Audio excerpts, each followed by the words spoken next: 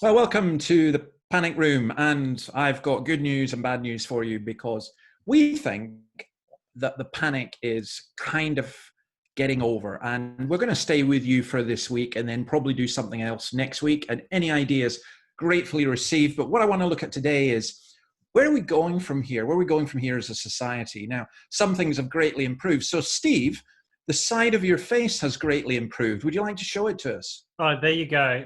Look, for all of you who thought I just had one side to my face for the last 4 or 5 weeks, I thought in panic room time, I'll do this chemical treatment that I'm supposed to do to sort out the years of living in Australian sunshine. And it looked terrible. So I was on video the whole time showing you one side of my face.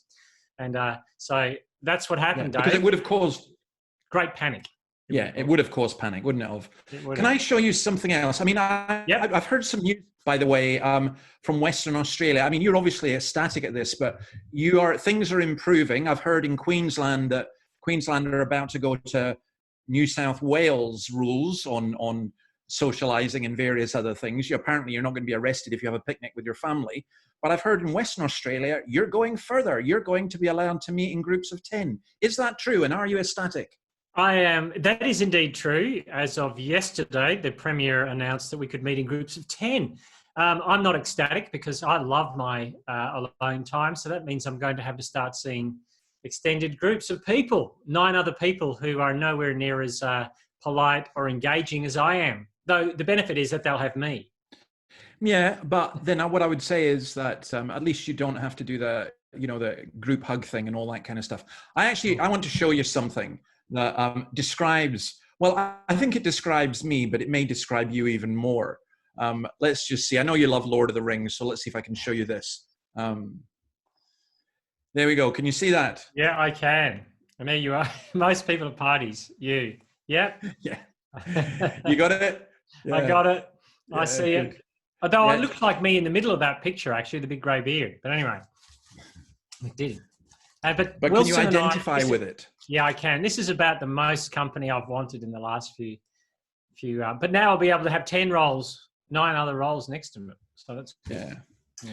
Well, listen, let's talk about this panic bit, just where we're at and in terms of a culture. Now, we're thinking about it in terms of Australia, but also in the wider world. I would suggest that signs are in the US and the UK, things aren't that great. Looks as though some things in Africa may be going the wrong direction, and in Russia may be going the wrong direction. But mainland Europe, Germany's talking about getting back to a relative normal. The Swedish experiment, people are still not sure if that's worked or not, but they seem fairly confident. Here in Australia, things are being eased back more and more. There's a sense in which you get people saying, well, panic's over, we'll soon be back to normal. What's your thoughts on that? Well, if you think that we're going to come bursting out of our houses into joyous sunlight and get back to normal, I don't think that's going to happen. First, you're not going to have international flights for a while, but I do think that it's even left a bit of a mark on me. And going through the shops, and which I've had to do, and occasionally once to Bunnings, I felt like oh my goodness, everyone looked like a mini viral cruise ship wandering around me. So I think there's going to be some mental health issues at the end of this. There's certainly going to be economic issues, and there's going to be the fact of our culture will have changed. And if one team of people, one group of people has taken a huge hit, it's the celebrities, because people aren't exactly enamored with celebrity culture at the moment, I don't think. What do you think, Dave?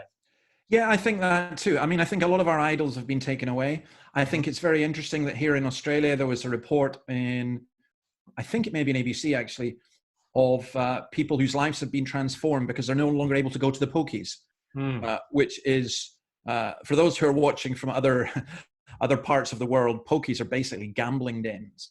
And, there may be good things to come out of this, but I do wonder with you as well about the mental health issues. And also in terms of a spiritual sense, I mean, this would be in-house, so I don't want to go there. I'm concerned about some aspects of church life, but also those who are not Christians who've been thinking, well, maybe I'm not immortal. Maybe I ought to think about these things. My fear is that people, once they're able to go back to the cinema and the pub and work and escape in all that way, all the kind of big questions, the existential issues, they're not going to go near. I mean, is that being a bit cynical, or?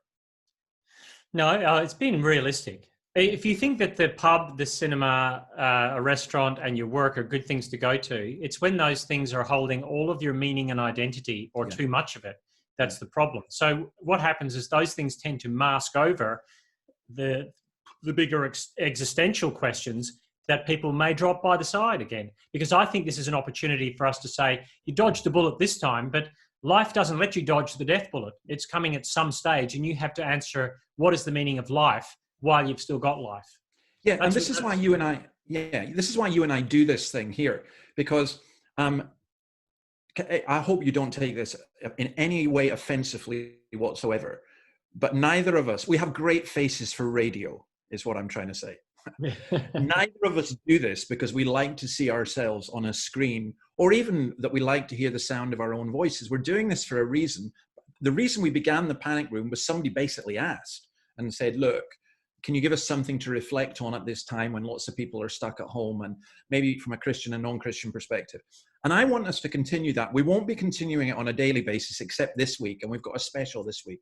We're going to look at Ricky Gervais and Russell Brand. And basically, you and I are the Gervais and Brand of Christianity. I hope I'm Russell Brand. I'm Gervais. I'm the witty, comedic, cynical one, and you're Brand, the pontificating philosopher whose words run together. Does that work for you? I thought it was about looks. Look, I've just started watching the second series of Afterlife, which is Ricky Gervais's take on the death of his wife in their story, and how he's dealing with the issues of death. Very interesting. Yeah, it is very interesting. They are interesting. We'll do that. But here's where I'm going with this, and what I want us to think about. Anyone who's watching this, and there are some of you who do watch it, so that's great. If you are not a Christian, we want you to think about these issues, because here's what happens. I'll tell you what happens. I think on the one, if I can put it over this side, there are kind of like some non-Christians who basically go, yeah, as long as I've got my sport and I've got my job and I can just exist for life just now, live in the moment, etc., etc., etc. Eat, drink, and be merry, for tomorrow we die. There's that. And then on the other hand, there are some people who are religious, including Christians, who go, oh no, we can only ever think about the ethereal and the eternal.